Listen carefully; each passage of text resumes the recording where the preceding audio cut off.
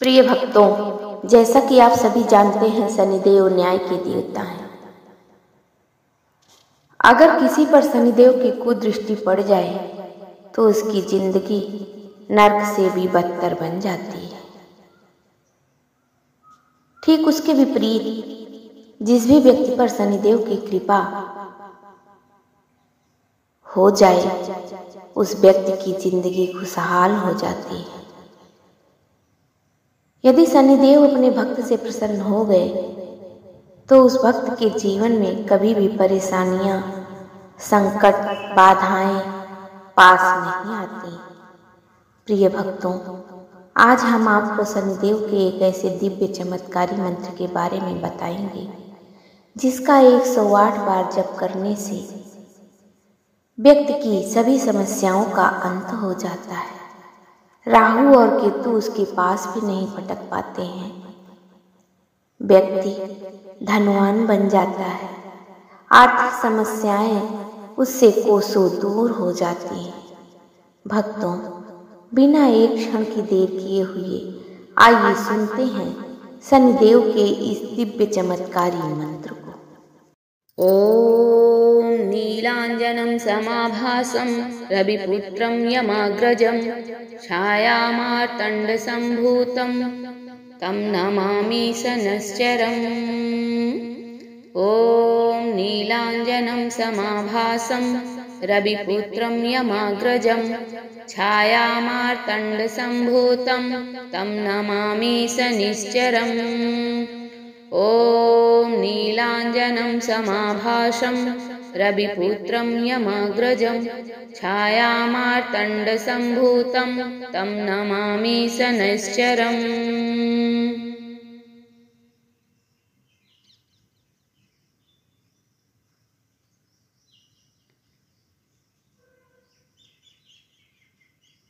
ॐ नीलाञ्जनं समाभासं रविपुत्रं यमाग्रजं छायामार्तण्डसम्भूतं तं नमामि शनैश्चरम्।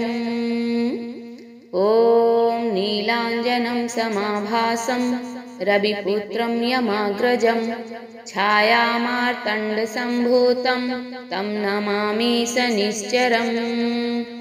ॐ नीलाञ्जनं समाभासं रविपुत्रं यमाग्रजं छायामार्तण्डसम्भूतं तं नमामि शनैश्चरम्।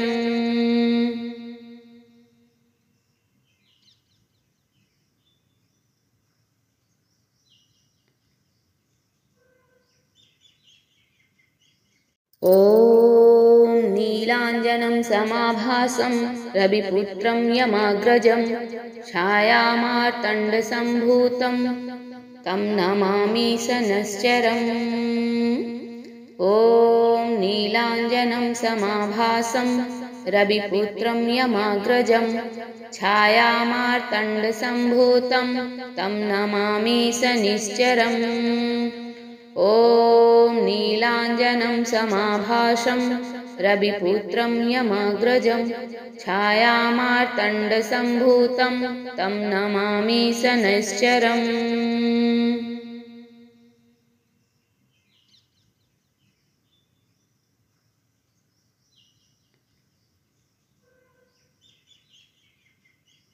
ॐ नीलाञ्जनं समाभासं रविपुत्रं यमाग्रजं छायामार्तण्डसम्भूतं तं नमामि शनैश्चरम्। ॐ नीलाञ्जनं समाभासं रविपुत्रं यमाग्रजं छायामार्तण्डसम्भूतं तं नमामि शनैश्चरम्। ॐ नीलाञ्जनं समाभासं रविपुत्रं यमाग्रजं छायामार्तण्डसम्भूतं तं नमामि शनैश्चरम्।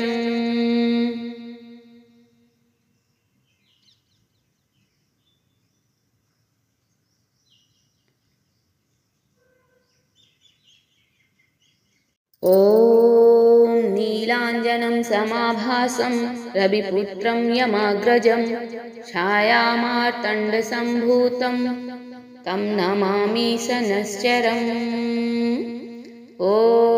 नीलाञ्जनं समाभासं रविपुत्रं यमाग्रजं छायामार्तण्डसम्भूतं तं नमामि शनिश्चरम् ॐ नीलाञ्जनं समाभासं रविपुत्रं यमाग्रजं छायामार्तण्डसम्भूतं तं नमामि शनैश्चरम्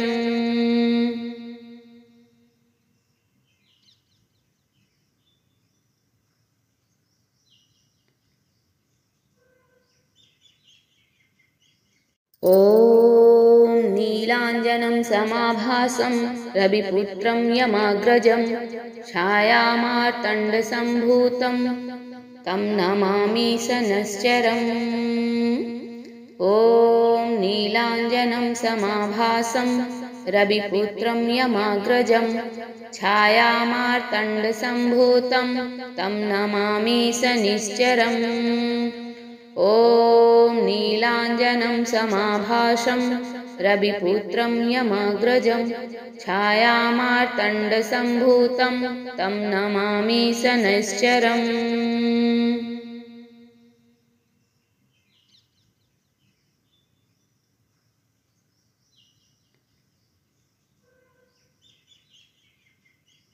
ॐ नीलाञ्जनं समाभासं रविपुत्रं यमाग्रजं छायामार्तण्डसम्भूतं तं नमामि शनैश्चरम् ॐ नीलाञ्जनं समाभासं रविपुत्रं यमाग्रजं छायामार्तण्डसम्भूतं तं नमामि शनिश्चरम् ॐ नीलाञ्जनं समाभासं रविपुत्रं यमाग्रजं छायामार्तण्डसम्भूतं तं नमामि शनैश्चरम्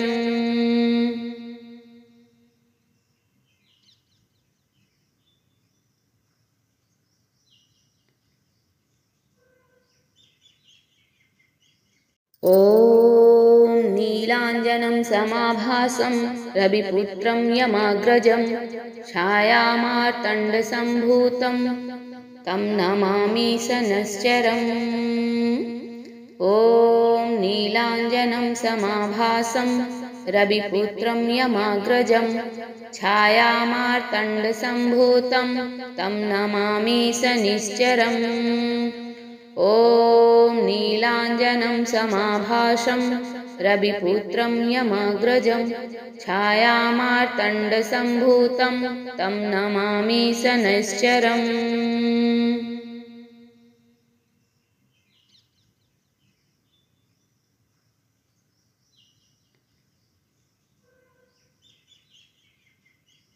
ॐ नीलाञ्जनं समाभासं रविपुत्रं यमाग्रजं छायामार्तण्डसम्भूतं तं नमामि शनैश्चरम् ॐ नीलाञ्जनं समाभासं रविपुत्रं यमाग्रजं छायामार्तण्डसम्भूतं तं नमामि शनिश्चरम् ॐ नीलाञ्जनं समाभासं रविपुत्रं यमाग्रजं छायामार्तण्डसम्भूतं तं नमामि शनैश्चरम्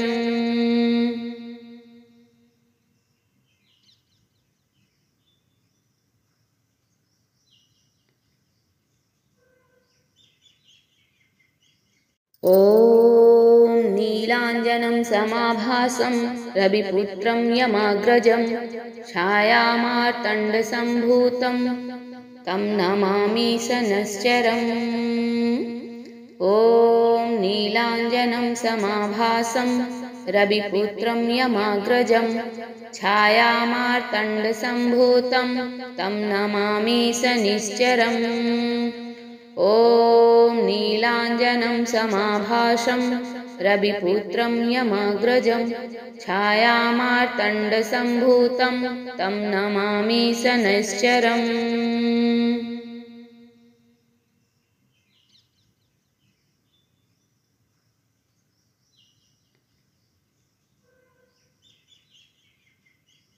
ॐ नीलाञ्जनं नीलाञ्जनं समाभासं रविपुत्रं यमाग्रजं छायामार्तण्डसम्भूतं तं नमामि शनैश्चरम्।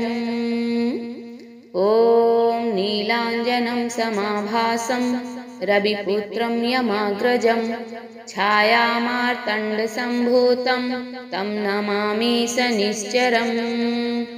ॐ नीलाञ्जनं समाभासं रविपुत्रं यमाग्रजं छायामार्तण्डसम्भूतं तं नमामि शनैश्चरम्।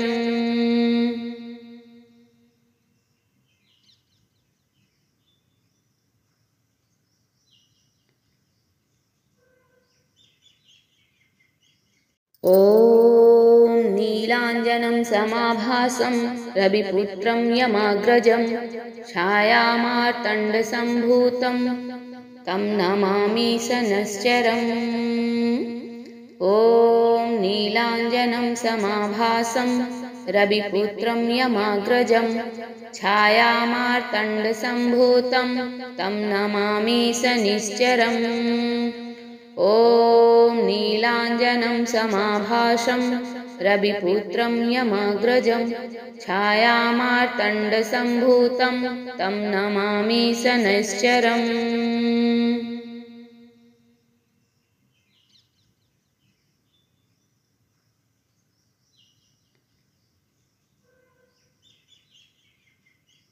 ॐ नीलाञ्जनं समाभासं रविपुत्रं यमाग्रजं छायामार्तण्डसम्भूतं तं नमामि शनैश्चरम्।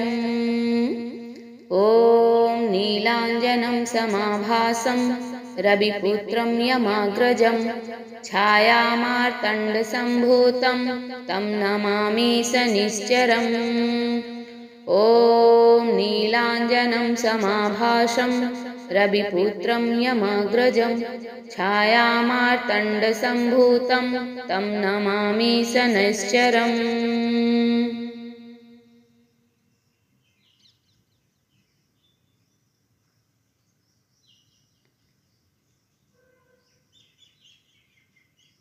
ॐ नीलाञ्जनं समाभासं रविपुत्रं यमाग्रजं छायामार्तण्डसम्भूतं तं नमामि शनैश्चरम्।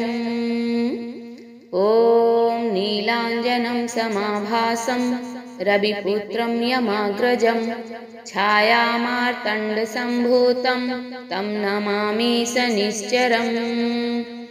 ॐ नीलाञ्जनं समाभासं रविपुत्रं यमाग्रजं छायामार्तण्डसम्भूतं तं नमामि शनैश्चरम्।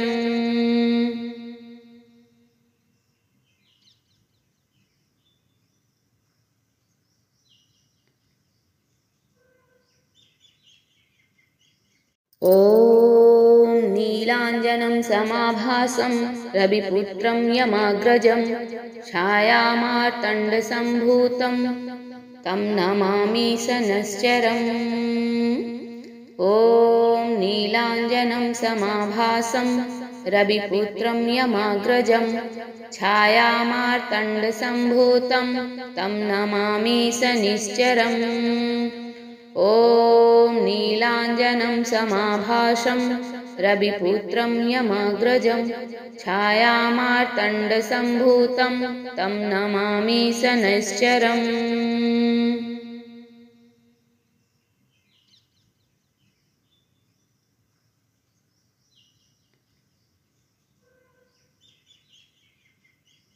ॐ नीलाञ्जनं समाभासं रविपुत्रं यमाग्रजं छायामार्तण्डसम्भूतं तं नमामि शनैश्चरम्। ॐ नीलाञ्जनं समाभासं रविपुत्रं यमाग्रजं छायामार्तण्डसम्भूतं तं नमामि शनैश्चरम्। ॐ नीलाञ्जनं समाभासं रविपुत्रं यमाग्रजं छायामार्तण्डसम्भूतं तं नमामि शनैश्चरम्।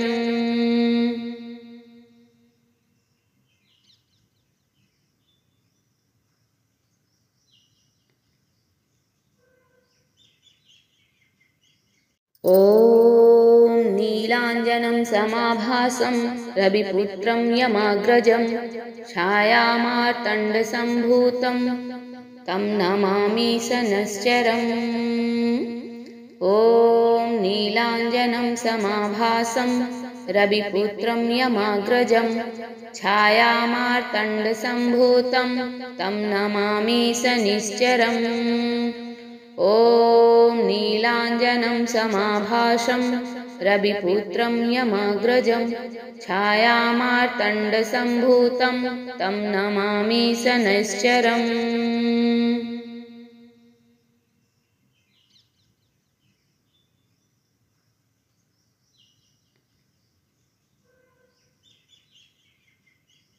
ॐ नीलाञ्जनं समाभासं रविपुत्रं यमाग्रजं छायामार्तण्डसम्भूतं तं नमामि शनैश्चरम्। ॐ नीलाञ्जनं समाभासं रविपुत्रं यमाग्रजं छायामार्तण्डसम्भूतं तं नमामि शनैश्चरम्।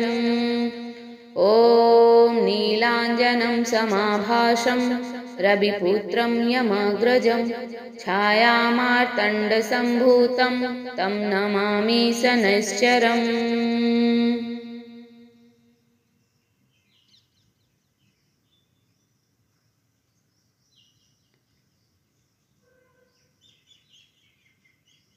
ॐ नीलाञ्जनं समाभासं रविपुत्रं यमाग्रजं छायामार्तण्डसम्भूतं तं नमामि शनैश्चरम्। ॐ नीलाञ्जनं समाभासं रविपुत्रं यमाग्रजं छायामार्तण्डसम्भूतं तं नमामि शनैश्चरम्। ॐ नीलाञ्जनं समाभासं रविपुत्रं यमाग्रजं छायामार्तण्डसम्भूतं तं नमामि शनैश्चरम्।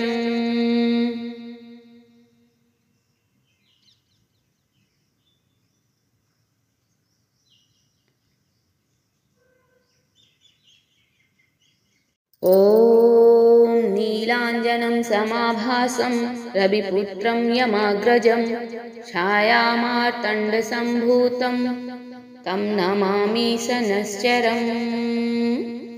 ॐ नीलाञ्जनं समाभासं रविपुत्रं यमाग्रजं छायामार्तण्डसम्भूतं तं नमामि शनैश्चरम्।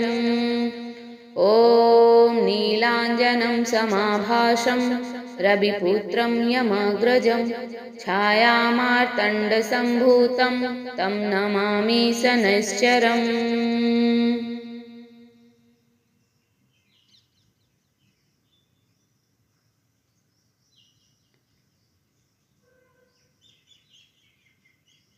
ॐ नीलाञ्जनं समाभासं रविपुत्रं यमाग्रजं छायामार्तण्डसम्भूतं तं नमामि शनैश्चरम्।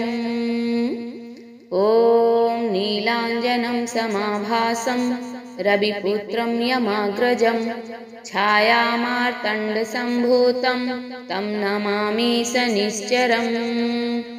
ॐ नीलाञ्जनं समाभासं रविपुत्रं यमाग्रजं छायामार्तण्डसम्भूतं तं नमामि शनैश्चरम्।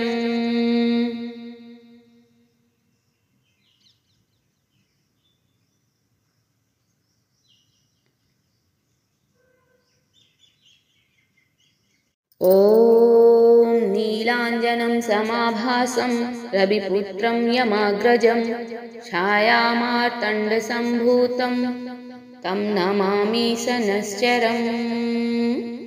ॐ नीलाञ्जनं समाभासं रविपुत्रं यमाग्रजं छायामार्तण्डसम्भूतं तं नमामि शनैश्चरम्। ॐ नीलाञ्जनं समाभासं रविपुत्रं यमाग्रजं छायामार्तण्डसम्भूतं तं नमामि शनैश्चरम्।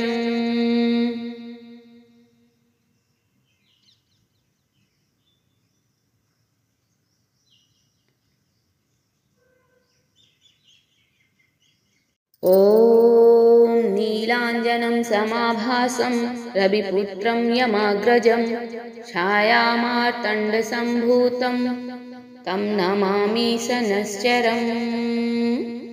ॐ नीलाञ्जनं समाभासं रविपुत्रं यमाग्रजं छायामार्तण्डसम्भूतं तं नमामि शनैश्चरम्।